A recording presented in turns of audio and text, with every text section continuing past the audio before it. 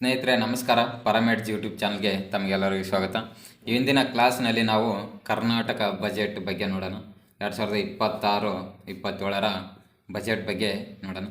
ಈ video skip ಮಾಡದೆ ಕೊನೆ ತನಕ ನೋಡಿ, ನಿಮಗೊಂದು ಒಳ್ಳೆ ಇನ್ಫಾರ್ಮೇಷನ್ ಸಿಗುತ್ತಾ ಅಂತ ಹೇಳ್ತೀನಿ. ಎಲ್ಲ ಸ್ಪರ್ಧಾತ್ಮಕ ಪರೀಕ್ಷೆಗಳಿಗೆ ಇದು ಉಪಯುಕ್ತವಾದ ವಿಡಿಯೋ ಅಂತಲೇ ಹೇಳ್ಬೋದು. ಸೊ ಹಾಗಾಗಿ ಯಾರು ಸ್ಕಿಪ್ ಮಾಡದೆ ಈ ವಿಡಿಯೋನ ಕೊನೆ ತನಕ ನೋಡಿ. ಸರಣಿ ಕ್ಲಾಸಸ್ಸು ಕೂಡ ಇದು ಕರ್ನಾಟಕ ಬಜೆಟ್ ಫುಲ್ಲು ಕ್ಲಾಸ್ನ ನಾನು ಮುಗಿಸ್ಕೊಡ್ತೀನಿ. ಹಾಗಾಗಿ ನಮ್ಮ ಯೂಟ್ಯೂಬ್ ಚಾನಲ್ನ ಯಾರು ಸಬ್ಸ್ಕ್ರೈಬ್ ಮಾಡಿಲ್ವೋ ದಯವಿಟ್ಟು ಸಬ್ಸ್ಕ್ರೈಬ್ ಆಗಿ, ಯಾಕಂದರೆ ನಾವು ಹಾಕೋ ಪ್ರತಿಯೊಂದು ವೀಡಿಯೋಗಳು ನಿಮಗೆ ಬರುತ್ತೆ ಅಂತ ಹೇಳ್ತೀನಿ. ಬನ್ನಿ ಇವಾಗ ಕ್ಲಾಸ್ನ ಸ್ಟಾರ್ಟ್ ಮಾಡೋಣ. ನೋಡಿ, ಕರ್ನಾಟಕ ಬಜೆಟು 2026-27ನೇ ಸಾಲಿನ ಇದ್ದಿದ್ದು.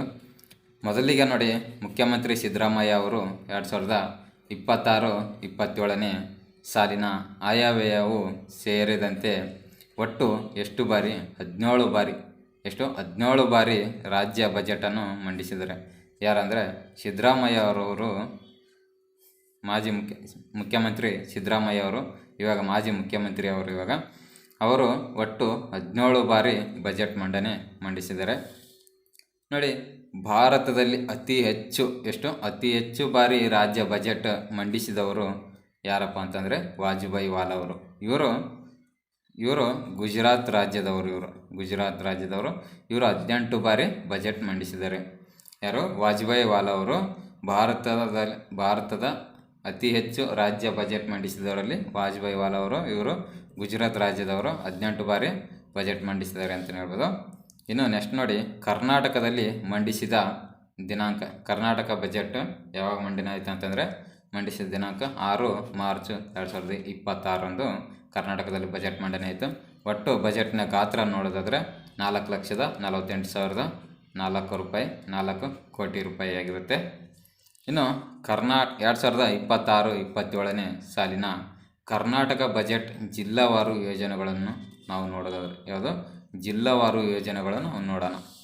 ಮೊದಲನೇದಾಗಿ ನೋಡಿ ಸ್ನೇಹಿತರೆ, ಮೊದಲನೇದಾಗಿ ಬೀದರ್ನ ಜಿಲ್ಲೆ ನೋಡೋಣ. ಇಲ್ಲಿ ಹೊಸ ತಾರಾಲಯ ಸ್ಥಾಪಿಸಲಾಯಿತು. ಖಾಸಗಿ ವಚನ ವಿಶ್ವವಿದ್ಯಾಲಯ ಜಮೀನು ಮಂಜೂರು ಇಲ್ಲಿ ಸ್ಥಾಪನೆ ಮಾಡಲಾಗ್ತದೆ. ಇನ್ನು ಕಲಬುರಗಿ ಜಿಲ್ಲೆಯಲ್ಲಿ ನೋಡೋಣ, ಸಿಲ್ಕ್ ಪಾರ್ಕ್ ಸ್ಥಾಪನೆ ಆಗುತ್ತೆ. ಇನ್ನು ಎರಡನೇದು ನವೋದ್ಯಮಿಗಳಿಗಾಗಿ ಅಂದರೆ ಸ್ಟಾರ್ಟಪ್ಸ್ ಲಿಪ್ ಲ್ಯಾಬ್ಸ್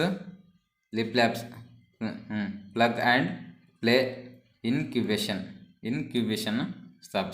ಸ್ಥಾಪನೆಗೆ ಇನ್ನು ಕೇಂದ್ರ ಸ್ಥಾಪನೆ ಮಾಡಲಾಗಿದೆ ಇಲ್ಲಿ. ಇನ್ನು ಯಾದಗಿರಿ ನೋಡಿ, ಯಾದಗಿರಿ ಹೊಸ ತಾರಾಲಯ ಸ್ಥಾಪನೆ ಇಲ್ಲಿ. ಮತ್ತು ಕನ್ನಡ ಏತ ನೀರಾವರಿ ಯೋಜನೆ ಅನುಮೋದನೆ ನೀಡಲಾಗಿದೆ. ಇನ್ನು ವಿಜಯಪುರ ನೋಡಿ, ವಿಮಾನ ತರಬೇತಿ ಶಾಲೆ ಅಂದರೆ ಫ್ಲೈಟ್ ಟ್ರೈನಿಂಗ್ ಸ್ಕೂಲ್ PPP ಮಾದರಿಯಲ್ಲಿ ಸ್ಥಾಪನೆ ಮಾಡಲಾಗಿದೆ. ತುಬಚಿ ಬಲೇಶ್ವರ ಏತ ನೀರಾವರಿ ಯೋಜನೆಗೆ ತಾತ್ವಿಕ ಅನುಮೋದನೆಯನ್ನು ನೀಡಲಾಗಿದೆ. ಇನ್ನು ಚಡಚಣ ಏತ ನೀರಾವರಿ ಯೋಜನೆಗೆ ಅನುಮೋದನೆ ಮಾಡಲಾಗಿದೆ. ಇನ್ನು ಬಳ್ಳಾರಿ ಜಿಲ್ಲೆಯಲ್ಲಿ ನೋಡಿ, ತಾರಾಲಯ ಪ್ಲಾನೆಟೇರಿಯಂ ಇದು ತಾರಾಲಯ ಅಂತಂದರೆ ಗ್ರಹ ನಕ್ಷತ್ರಗಳ ಪ್ರದರ್ಶನ ಕೇಂದ್ರ ಸ್ಥಾಪನೆ. ಇದು ಗ್ರಹ ನಕ್ಷತ್ರಗಳ ಪ್ರದರ್ಶನ ಕೇಂದ್ರ ಸ್ಥಾಪನೆ. ಇನ್ನು ಸಿರುಗುಪ್ಪದಲ್ಲಿ ಪ್ರಜಾಸೌಧ ನಿರ್ಮಾಣ ಮಾಡಲಾಗುತ್ತದೆ ಸ್ನೇಹಿತರೆ. ಇಲ್ಲಿ ಸಿರುಗುಪ್ಪದಲ್ಲಿ ಪ್ರಜಾಸೌಧ ನಿರ್ಮಾಣ. ನೆಕ್ಸ್ಟು ಬೆಳಗಾವಿಯಲ್ಲಿ ಸುಮಾರು 1000 ಎಕರೆ ಪ್ರದೇಶದಲ್ಲಿ ಕೈಗಾರಿಕಾ ಪಾರ್ಕ್ನ ಅಭಿವೃದ್ಧಿಪಡಿಸಲಾಗುತ್ತದೆ. ಇನ್ನು ಚಿಕ್ಕಮಗಳೂರು ನೋಡಿ, ಚಿಕ್ಕಮಗಳೂರು ಮುಳ್ಳಯ್ಯನಗಿರಿ ಶೀತಾಳಯ್ಯನಗಿರಿಯಿಂದ ಕೈಮರದವರೆಗೆ PPP ಮಾದರಿಯಲ್ಲಿ ರೋಪ್ವೇ ನಿರ್ಮಾಣ ಮಾಡಲಾಗುತ್ತದೆ. ದಕ್ಷಿಣ ಕನ್ನಡ ಮಂಗಳೂರು ಮೀನುಗಾರಿಕೆ ಮಹಾವಿದ್ಯಾಲಯದಲ್ಲಿ ಮೀನುಗಾರಿಕಾ ಉತ್ಕೃಷ್ಟತಾ ಕೇಂದ್ರ ಸ್ಥಾಪನೆ ಮಾಡಲಾಗುತ್ತದೆ. ಮಂಗಳೂರಲ್ಲಿ ನೋಡಿ, ಮಂಗಳೂರು ಜಾಗತಿಕ ಸಾಮರ್ಥ್ಯ ಕೇಂದ್ರ ಅಂದರೆ CCC ಅಂದರೆ global capability centres.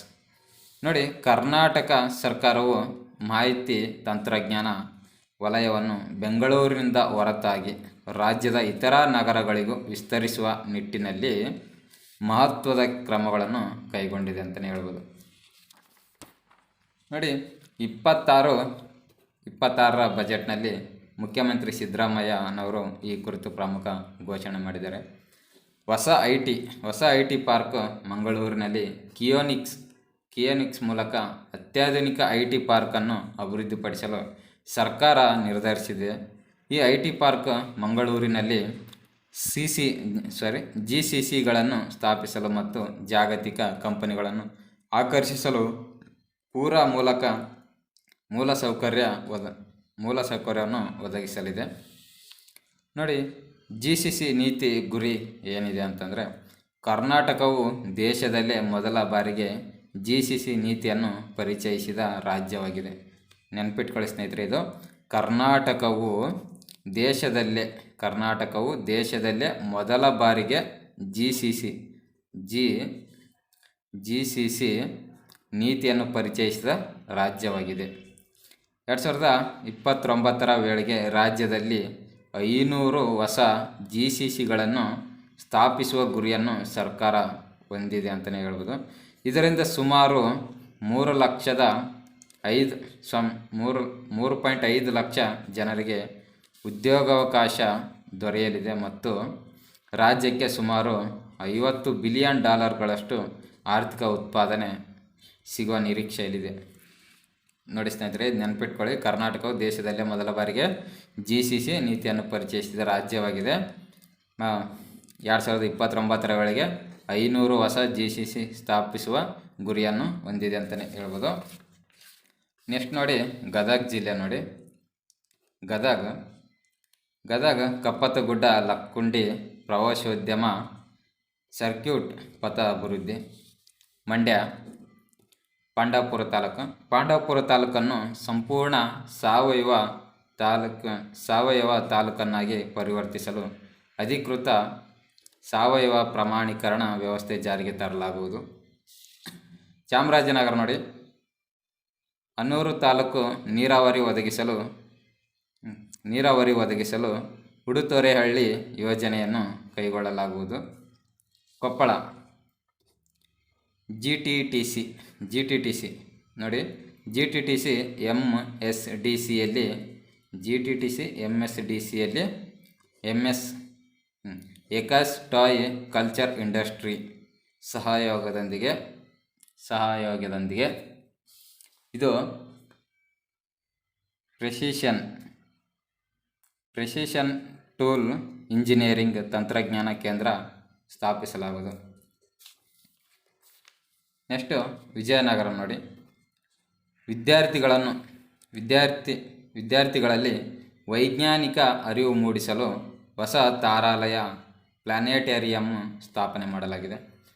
Chikkaballapur KIADB ಮೂಲಕ 100 ಎಕರೆ ಪ್ರದೇಶದಲ್ಲಿ ವೆಹಿಕಲ್ ಸ್ಕ್ರಾಪಿಂಗ್ ಸೌಲಭ್ಯ ಘಟಕ ಸ್ಥಾಪನೆ.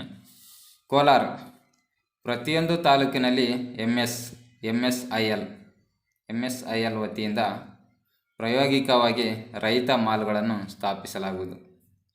ಬೆಂಗಳೂರು ಗ್ರಾಮಾಂತರ ಹೊಸಕೋಟೆಯಲ್ಲಿ ಲಿಪ್ ಲ್ಯಾಬ್ಸ್ ಎಂಬ ಪ್ಲಗ್ ಆ್ಯಂಡ್ ಪ್ಲೇ ಇನ್ಕ್ಯುಬೇಷನ್ ಸೌಲಭ್ಯ.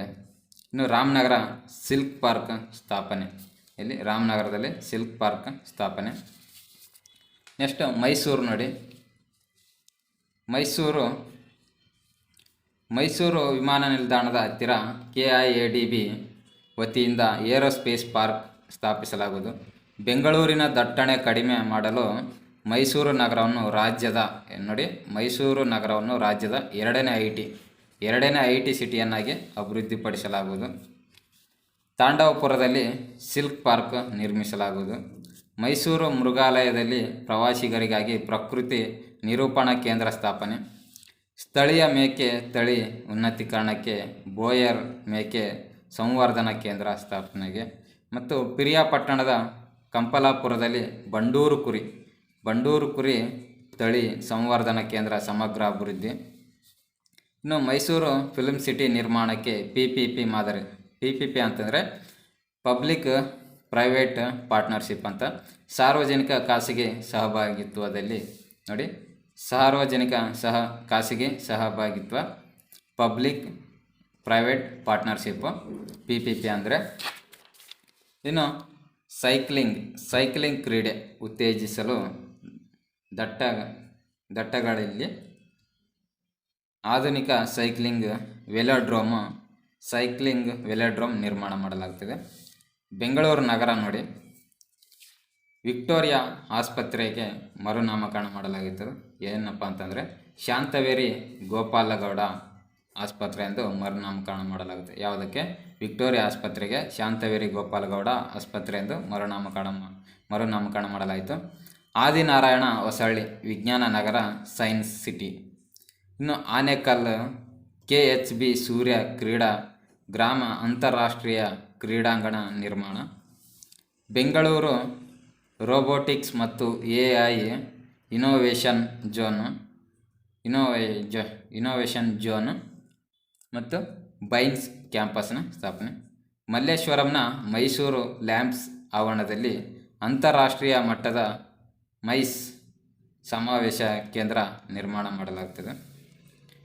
ಬೆಂಗಳೂರು ಉತ್ತರ ತಾಲೂಕು ಯಾವುದು? ಮಾದಪ್ಪನಹಳ್ಳಿ ಬಸವಣ್ಣ ಜೈವಿಕ ವೈವಿಧ್ಯ ಉದ್ಯಾನ. ಯಾವುದು? ಬಸವಣ್ಣ ಜೈವಿಕ ವೈವಿಧ್ಯ ಉದ್ಯಾನ ನಿರ್ಮಾಣ. ಹೆಸರುಘಟ್ಟ ಹುಲ್ಲುಗಾವಲು ಗ್ರೇಟರ್ ಹೆಸರುಘಟ್ಟ ಹುಲ್ಲುಗಾವಲು ಸಂರಕ್ಷಣಾ ಮೀಸಲು ಎಂದು ಘೋಷಣೆ. ಲಾಸ್ಟು ನೋಡಿ, ಹೆಸರುಘಟ್ಟ ಕೆರೆ ಕಯಾಕಿಂಗ್ ಉತ್ಕೃಷ್ಟತಾ ಕೇಂದ್ರ ಸ್ಥಾಪನೆ. ಸ್ನೇಹಿತರೆ, ಇವತ್ತಿನ ವಿಡಿಯೋ ಇಲ್ಲಿಗೆ ಮುಗಿಸ್ತಾ ಇದ್ದೀನಿ. ನೆಕ್ಸ್ಟ್ ವಿಡಿಯೋದಲ್ಲಿ ಕರ್ನಾಟಕ ಬಜೆಟ್ ಬಗ್ಗೆ ನೋಡೋಣ. ಈ ವಿಡಿಯೋ ಏನಾದರೂ ನಿಮಗೆ ಇಷ್ಟ ಆಗಿದ್ದರೆ ನಮ್ಮ ಯೂಟ್ಯೂಬ್ ಚಾನಲನ್ನು ಸಬ್ಸ್ಕ್ರೈಬ್ ಮಾಡ್ಕೊಳ್ಳಿ. ಪ್ರತಿಯೊಂದು ವಿಡಿಯೋ ನಿಮಗೆ ನೋಟಿಫಿಕೇಷನ್ ಬರುತ್ತೆ ಅಂತ ಹೇಳ್ತೀನಿ. ಮತ್ತು ಮುಂದಿನ ವಿಡಿಯೋದಲ್ಲಿ ಸಿಗೋಣ. Thank you.